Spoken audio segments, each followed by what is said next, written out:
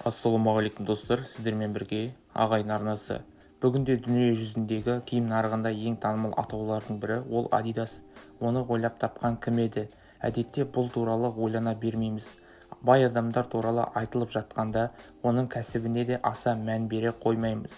Ол қалай байыды, кім еді, кім болды, оның жетістік кілті қандай?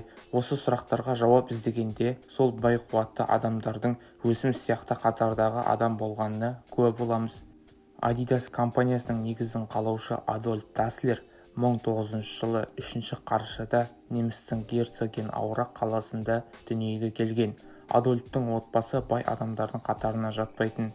Әкесі наубайханада, ал анасы кір жуатын мекемеде жұмыс істеді. Бірінші дүниежүзілік соғыс олардың отбасылық жағдайын тіптен қиындатып тастады. Бұл адамдардың инфляция мен жұмыссыздықтан әбден шаршаған кезеңі болатын. Соғыс біткен соң жағдай тіпті күрделеніп, соғыстан қайтқан азаматтарға жұмыс табу қиын болды. Әйтеуір тамақ тапсақ болды деген ниетпен Даслердің отбасы аяқ киім тігуге бел буды. Әйелдер кенептен аяқ киім пішетін, ал ерлер болса тігетін. Еңбекқор отбасы тіккен аяқ киімдер көп ұзамай өте танымал бола бастады. Әсіресе кішкентай Адольф ойлап тапқан үйде киетін аяқ киімдер зор сұранысқа ие болды.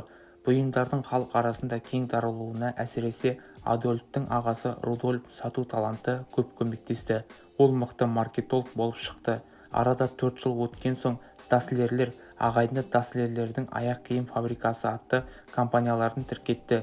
Бұл кезде отбасы мүшелерінен басқа компанияда 20-ға жуық адам жұмыс істеді.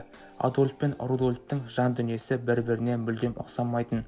Адольф тым қарапайым еді, оқығанды жақсы көретін, классикалық музыка тыңдағанды, әдеби кітаптар оқығанды жақсы көретін, әсіресе футбол десе скенасын жерге қоятын. Рудольф керісінше өте жылдам, қызуқанды болатын. Бос уақытында бокспен айналысатыны болмаса, қыз-қырқынмен көңіл көтеруді қалайтын. 1925 жылы ағайындылардың тағдырын өзгерткен маңызды оқиға орын алды. Адольф әлемде алғаш рет тікенекті бутси ойлап тапты. Бұл аяқ киім нарығындағы төңкеріс еді. Көп уақыт өтпей-ақ бұл аяқ киім компанияның негізгі өніміне айналды. Гимнастикалық аяқ киімдерде танымал бола бастады. Бутсиді әсіресе кәсіби футболистер жоғары бағалады. Сұраныс көбейгендіктен Даслерлердің фабрикасы енді үйлерінен шығып жеке ғимаратта жалға алды. 25 жалдамалы жұмысшысы бар фабрика енді күніне 100 пар аяқ киім тіге бастады. 1928 жылы Даслер бренді дүние жүзіне жол тартты. Амстердамдағы олимпиадаға қатысушы көптеген спортшылар ағайынды Даслерлердің аяқ киімін киіп шықты. Ал 1932 жылы Берлинде өткен олимпиадада жүлделі орын алған спортшылар Даслердің бутсиін киіп шықты. Осы жыл фабрика аяқ киім сатудан түскен $400,000 салып, жаңа екінші фабрика ашты. Бұл кезде екінші дүниежүзілік соғыстың оты тұтана бастап еді. Ағайынды Даслерлер Гитлердің пікірлеседі. Сондықтан да екі ағайынды соғысқа аттанды. Енді фабрика әскерилерге арнап аяқ киім шығара бастады. Енді өндіріс тәжірибесі аз адамдардың қолына өтті.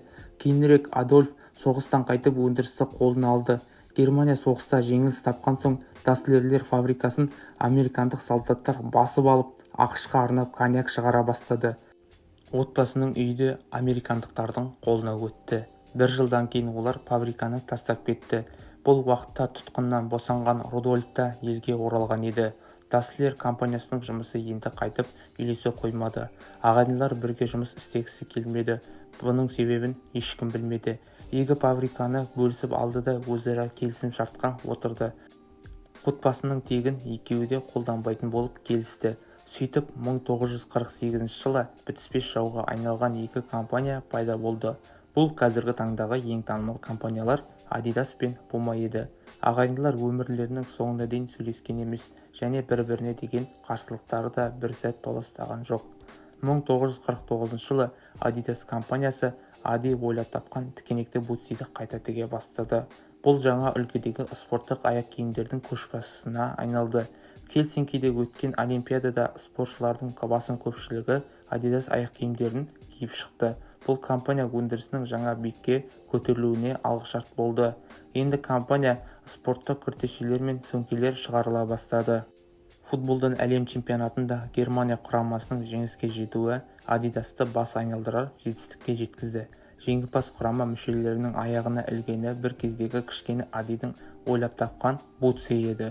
Мұнан кейін Адидаслер футбол алаңын айнала жарнамаларын іле бастады. Бұл жарнамаларға енді футболға келген көрерменнің ғана емес, телекөрермендердің де көзі түсе бастады. 1956 жылы Адидас Олимпиадалық комитетпен келісімге қол қойып, нәтижесінде Олимпиада ойындарының бас демеушісіне айналды. Адидас формасын киген спортшылар мұнан кейін қаншама жеңістерге ие болды. Бұл әрине компанияның сапалы бұйымдарымен ғана байланысты десек жаңылсамыз. Бұл бұйымдарда бала кезінен футболға ғашық Адидаслердің үлкен махаббаты бар еді. Адидастың негізін қалаушы Ади 1978 жылы өмірден өтті. Әрине, компания әр жылдарда жеңісті де, жеңілісті де бастан кешті. Бұл бизнес үшін қалыпты нәрсе. Ең басты жеңіс ол нәтиже. Қазір Адидас компаниясының дүние жүзіндегі ең көп сатылатын спорт киімдерін шығаратын танымал брендтердің көшбасшысында тұр. Компания бүгінге дейін футбол әлеміндегі ең басты бәсекелесі Nike'ты алдына түсіре қойған жоқ. 2005 жылы Адидас үшін ең маңызды оқиға Reebok компаниясын сатып алуы болды. Адидаслер негізін қалаған компанияның ерекшелігі бастапқы құндылықтарын сақтай отырып, күнде өзгеріп жатқан заманмен бірге болашақ жасап отырғаны нық қадамы. Достар, бүгінгі видео ұнады ма? Ұнаса лайк басып, каналға жазыламыз.